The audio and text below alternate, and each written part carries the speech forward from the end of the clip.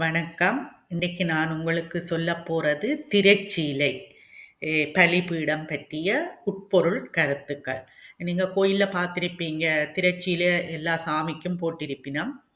பலிபீடம் என்றாலும் என்னன்னு தெரியும். அதுண்ட கருத்து என்னன்றத நாங்க பார்க்கலாம். இப்ப திரைச்சீலைன்ற கருத்து பற்றி சொல்றேன்.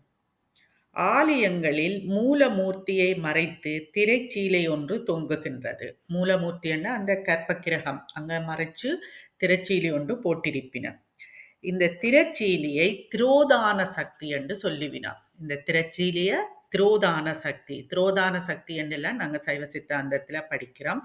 அப்ப அதை நான் திருப்பியும் சொல்லி நேரத்தை வீணாக்க விரும்பல. அப்ப திரோதான அந்த திரைச்சீலி என்னத்தை குறிக்குதுண்டா திரோதான சக்தியை குறிக்குது. அப்ப திரோதான சக்தி என்னண்டா ஆன்மாக்கள் சிவத்தை அடையும் பக்குவம் பெற இது நீங்கிவிடும். அப்ப திரைச்சீலியை நீக்கி போட்டுத்தானே எங்களுக்கு பஞ்சாராத்தி பூசியல் எல்லாம் நாங்க பார்ப்போம். அப்ப இங்கே அந்த திரைச்சீலை திரோதான சக்தி என்று சொல்லப்படுது. அப்ப ஆன்மாக்கள் சிவத்தை அடையும் பக்குவம் வரைக்க இந்த திரோதான சக்தி போயிடும். இப்ப எப்படி எங்களுக்கு திரைச்சீலையை இழுத்துட்டு தீபம் காட்டினமல்லோ அங்க ஒளி இறைவனை நாங்க பார்க்கிறோம்.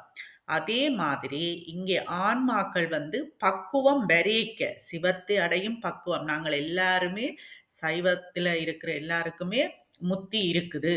ஆனால் ஒவ்வொரு கால எல்லை இருக்கு. ஒவ்வொருதட்ட பக்குவத்தை பொறுத்துத்தான் முத்தி அடைவினார். சைவ சித்தாந்தத்துல சொல்லப்படுது. ஆனா எல்லாருக்கும் உண்டு.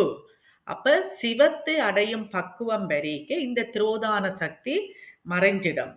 அப்ப எங்களுக்கு சிவப்பேறு சிவகதி கூடும் என்று சொல்லுவினோம்.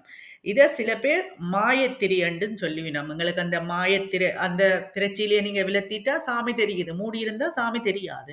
அப்ப இத மாயத்திரை என்று சொல்லுவினோம். ஆனா சைவ சித்தாந்தத்தின்படி இந்த திரைச்சீலை குறிக்கிறது திரோதான சக்திய. அப்ப திரோதான சக்தி போயிட்டுதுண்டா எங்களுக்கு அருட்சக்தி கிடைச்சு நாங்கள் முத்தியை அடையலாம். இதுதான் திரைச்சீலையின் உட்பொருள். இனிமேல் நீங்க திரைச்சீலைகளை கேட்க யோசிக்கலாம், சாமி கோயிலுக்கு போய்க்க திரைச்சீலை திரோதான சக்தி விலத்திரத்தை குறிக்குது என்றது. சைவ சித்தாந்தத்துல நிறைய விளக்கம் சொல்லப்படுது.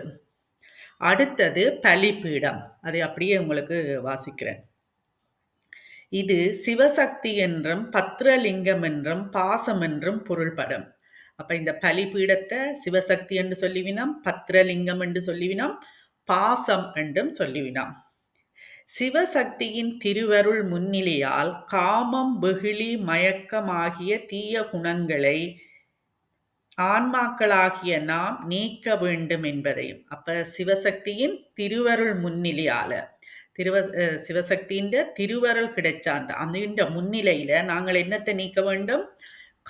காமம் என்றது இங்கே ஆசையத்தான் சொல்லப்படுது. ஆசை இதுல வர்றது ஆன்மீக புத்தகம். காமம் என்ற ஆசை வெகுளி மயக்கமாகிய தீய குணங்களை ஆன்மாக்களாகிய நாம் நீக்க வேண்டும். இந்த குணங்கள் எல்லாத்தையும் நீக்க வேண்டும். எதிர்ந்த முன்னிலையில சிவசக்தியின் திருவருள் முன்னிலையில இதை நீக்க வேண்டும் என்பதையும், அப்போதுதான் ஆணவம் நீங்கும் என்றும், அதை நீக்கினாத்தான் எங்களுக்கு இந்த ஆணவம் நீங்கும் என்றும், ஆகவே ஆன்மபோதம் முதலிய தீய குணங்களை பலியிடும்படியும் குறிப்பாய் உணர்த்துவது. அப்ப பலிபீடம் என்றா இந்த தீய குணங்கள் எல்லாத்தையும் நாங்கள் அங்க விட்டுவிட வேண்டும், பலியிட வேணும் என்றா அங்க நீக்க வேணும். அப்பதான் எங்களுக்கு ஆணவம் நீங்கும் வேண்டும். அப்பதான் எங்களுக்கு ஆணவம் போனாத்தான் ஆன்ம போதம் கிடைக்கும். அது வேற கிடைக்காது. அப்ப இது கோயில்களுக்கு நாங்க போறதுக்கும் அங்க கோயில்ல இருக்கிற ஒவ்வொரு பலிபீடமோ நந்தியோ கோபுரம் ஒவ்வொன்றுக்குமே ஒவ்வொரு உட்பொருள் இருக்குது. நாங்கள் அதையும் படிச்சு கோயில்ல போய் இதண்டம்னா எங்களுக்கு இன்னும் நிறைய தெளிவும் கிடைக்கும். எங்களோட ஆன்மீக பாதைக்கும் முன்னேற்றம் இருக்கும். அடுத்தடுத்த வகுப்புல நான் கோபுரம் என்னத்து கண்டதும் நிறைய விஷயங்கள் இருக்குது. டைம் இருக்க நான் உங்களோட ஷேர் பண்றேன். நீங்க அடுத்த இதுகளை நீங்க தொடர்ந்து பார்க்கக்கூடியதாயும் கேட்கக்கூடியதாயும் இருக்கு. நிறைய விஷயங்கள் கோயிலுக்கு போய் அங்கே என்ன உட்பொருள் கருத்தண்டத்தை அறிஞ்சு கொள்ளலாம். நன்றி.